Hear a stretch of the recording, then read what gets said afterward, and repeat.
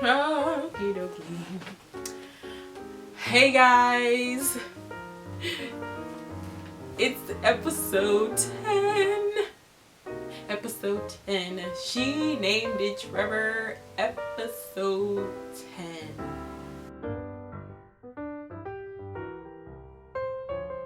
Wow. I mean, like, I knew that my story was lengthy and it would take some time to get through, but I didn't think it would take 10 episodes. So if you're tuning in and you've watched episodes 1 through today, thank you so much. Thank you so much for your support. Like, I really cannot put in words how much it means for me to see people tune in and watch the whole thing.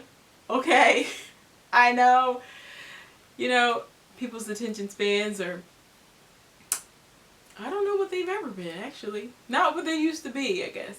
But anyway, if you're tuning in right now, thank you so much for being with me this far.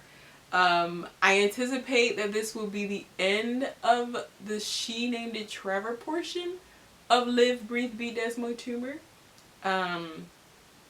I believe I know what I'm going to do next, but we'll see. I have a couple weeks to get it really underway, and when I know for sure, you'll know too. But anyway, I'm just gonna wrap it all up today. So basically, where we ended last was we came into 2014. So I had started work in February. The tumor, I felt it starting to come back in April, and by July it was confirmed that the tumor had come back. So the first thing we did was start chemo. I was on chemo weekly, and in the beginning I was on chemo and I was getting it through my veins. And then I was determined, if you remember, I had never finished school, and one of the biggest accomplishments that I wanted to make, one of the biggest achievements I had to push myself to do, was to finish school. And so nearing the end of 2014, I put in an application to Temple University to, originally I was going to do their nursing program, but it only depending on how many credits I had to transfer, because I refused to start nursing from scratch again. And I remembered how excited I was when I came into contact with speech therapists during my time working in childcare. And that came to my mind when I was in the process of applying for school. So I found out that Temple had a speech program. And I mean, I was so excited, so elated. That was the only school I applied to, and I thank God I got accepted. So I got accepted to Temple for their speech language hearing science program, and I started January of 2015. So by the time I started school in 2015, my oncologist decided to give me a break from the chemo, and so instead of doing it every week, we switched it to every other week. So I was on chemo while I was in school, and I do believe that it was probably around 2015 that, no, it was actually around 2015, some point in 2015, where I got a port placed because of the danger of constantly doing chemo with a regular IV. There was a possibility that if it ever were to rupture my burn through my veins, it could cause some serious problems. So to avoid those, my oncologist had prescribed for me to get a port placed. So I had a port placed right in here sometime in 2015. And then I also believe it was 2015 where we tried radiation. So it was near like the middle. It was probably sometime in the fall. I want to say it was around August, September that I started radiation. So I was on radiation, I believe it was a once a week treatment for about 3 months. I did radiation. And then in 2016, I was on a different drug. 2017, I was on a different drug. 2018, I ended up back on chemotherapy. And Nothing necessarily seemed to be working. The tumor basically from 2014 up until 2018 went from feeling like just a flat, like harder surface in my stomach to actually feeling like a ball. But instead of it being on the left side where it occurred the first time, it ended up more so on the right side. So today, this very moment as I am speaking to you, I do have a recurrent desmoid tumor in my abdomen. Did not name this one, okay, because it doesn't belong here and I don't accept it. So I've been on all sorts of stuff. I mean, and we've just tried so many things. And at one point, I believe it was probably around 2017. That's when I graduated, by the way. I finished school December of 2017, and I walked. I graduated with a walking ceremony in 2018 because they didn't offer fall graduation ceremony. So 2018, I walked. And I believe it was around the end of 2017 where I went back on chemo every other week. And we did eventually start to see basically stabilization. The tumor got to the point where it appeared on the scans to be dying on the inside. So like the inside became cystic, but then there's still this like shell on the outside. And it basically kind of just stopped, stopped growing. It didn't get any bigger. And 2018, I was commuting back and forth to Delaware to help my cousin with her infant child. And this one particular day, I was at my aunt's house, and I was fine on Sunday. I was fine on Monday. Tuesday, I kind of started getting like a little tired. I felt like I had like a cold coming on, a little headache. Wednesday, I still was kind of like, just like, meh. I didn't feel as better. I did feel a little bit worse, but I just thought it was a cold. I'm a little cough here, a little headache. It'll, take care of itself. It'll go away. Thursday comes. My aunt is supposed to go into work that day. My cousin is leaving to go to work. She looks at me and she's like, "Bree, are you sure you're okay?" She goes up, she tells her mom, she's like, "Mom, Bree doesn't look good." And my aunt comes downstairs and she, I tell her, I'm like, "Aunt Gina, like, I feel really dizzy. I went to the bathroom, I came out, and I couldn't even make it to the couch without assistance because I felt like I was just going to fall flat on the floor." She gets me over to the couch. She's like, "Bree, well, did you eat anything yet?" I'm like, "No." She tries to give me a little something. 2 minutes later, I'm puking it all up. And she's like, "Well, Bree, you just lay there. I won't go into work." She calls my mom and dad, lets them know I'm not feeling very great, and she'll keep them posted. She's taking care of the baby. She lets her people know she's not coming in today. And I'm on the couch. I'm shaking with chills. I have a blanket on me. I try to get up to go to the bathroom a second time. And my aunt says that she looked over, she saw me trying to get up, and my eyes rolled back in my head, and I just collapsed back onto the couch, totally out. She calls it for an ambulance. I hear her in the background trying to keep me aroused. She's like, "Bree, Bree." And I'm like, huh? Like, just going.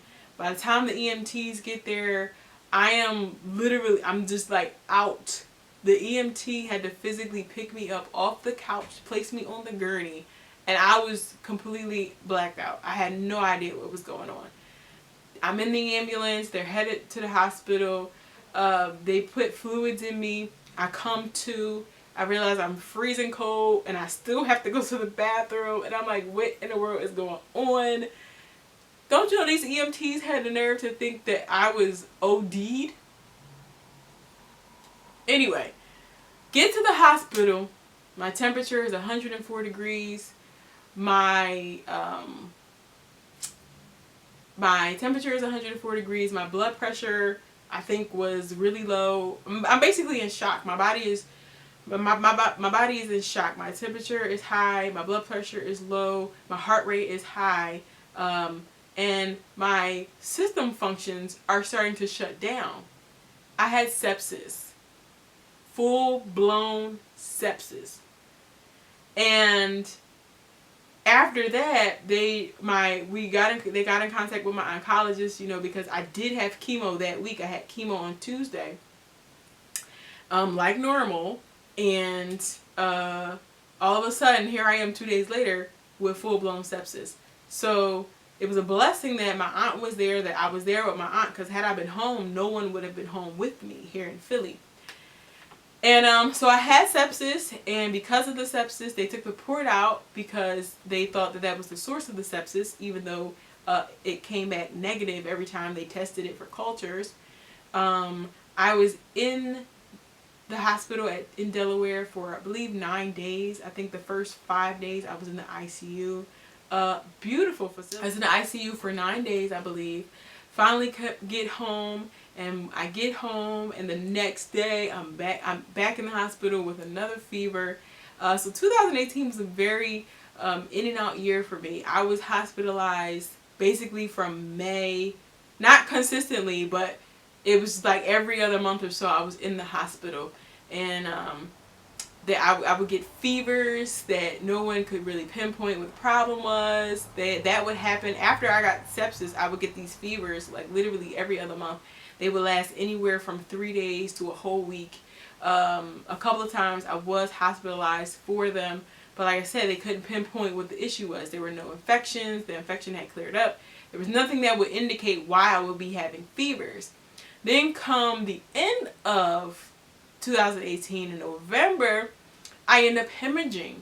I'm losing blood from, they're not exactly sure where. It was either my stomach or my intestines. I get to the hospital with a blood pressure of 74/40. I'm vomiting blood. I got blood coming out the other end. I'm like, blood is just leaving my body. They literally gave me like I want to say they had to give me 4 units over the course of like 8 hours of blood. I was in the ICU at Fox Chase that time for about 3 or 4 days. And then they put me on a regular floor for like another 2 or 3 days or something like that. 2018 was a rough year for me. It was rough. I graduated, and right after that, the rest of the year, I was in and out of the hospital.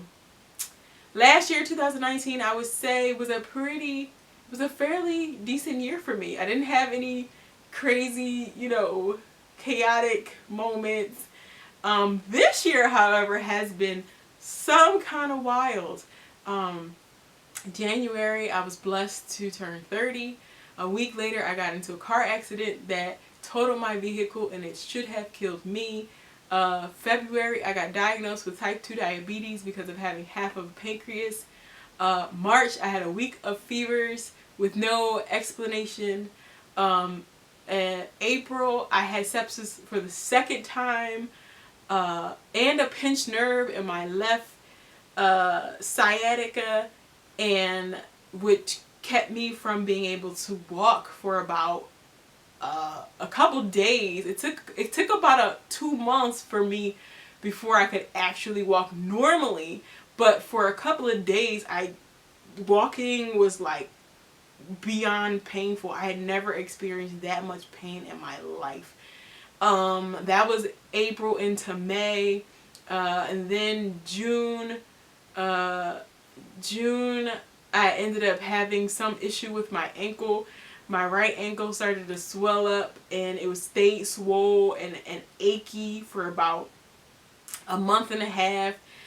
July, I ended up in the hospital again with fevers and chills, but they couldn't pinpoint exactly what it was. There's a possibility that it was sepsis for the 3rd time, but there's no I didn't get any confirmation about that. Then I also found out that I apparently have Lyme disease. which I don't know how that happened because I don't go in the woods, okay? I'm not messing around with deer, ticks, and whatnot. So this year has been crazy, and here we are. Today that I'm filming this is October the 5th, 2020. I missed a very key, important fact. I have not been on an ounce of medication since I had sepsis in 2018. No chemotherapy, no chemotherapy pills, no radiation, and I have been blessed not to experience any growth in that time frame. So the tumor, although it is wreaking havoc on my insides by smushing things and, just being in the way, it has not grown since I haven't been on chemotherapy. And that is also a testament to how good God has been to me and is continuing to be, because I could be very well still on chemotherapy right now. I could very well still be taking medication. Radiation did come up briefly. I'm still being watched closely by my gastroenterologist and my oncologist and things of that sort. I'm still getting MRIs and all that. And I'm still believing God to do the impossible in my body. But I just wanted to come back. I had to make sure that you knew and understood that since I had sepsis in 2018, I have not had an ounce of drugs to try and maintain or tame the growth of the tumor. It has not grown at all since I've not been on chemotherapy in 2018. So that is my story. That is the past 7 years of my life plus a month and a half. And I'm telling you, I'm thankful. I'm very thankful. I'm super grateful to be alive. And I just really pray that you've been blessed by hearing my story. I am witness, I am testament to the fact that there's nothing too hard for God, that miracles do take place, that things that are impossible, that look impossible, they seem impossible, they feel impossible, are in fact not impossible. And I truly believe that every day. I love how Joyce Myers says, she encourages people to say to themselves out loud every day that every day I get better and better in every way, and God's healing power is working in me right now. Right now. It doesn't stop. It just keeps working every minute, every moment. And so thank you so much for staying tuned to my story. I hope that this last part didn't feel too rushed, but I wanted to cap everything at episode 10 and move on to whatever else I need to move on to. And I want to remind you that if you have questions, please feel free to leave me your questions. I'm sure there's just so much. I probably missed something that you'll think of. I don't know. But if you have questions, feel free to leave them in the comment section. Look out for me in the future. I will be, my goal is to have a cooking channel as well. I don't know if it'll be in conjunction with this channel just yet. But cooking is one of the things that I absolutely adore. I love to cook. I love to teach people about cooking. So definitely look forward to seeing me on that platform. Okay, because listen, if you have my food, honey, okay, you know, all right. And again, if you have questions, make sure you leave them. Like, comment, and subscribe. Share this. If there's anyone you know that you feel needs encouragement, needs to see that it is possible to get through whatever it is life throws at you, feel free to share them my story.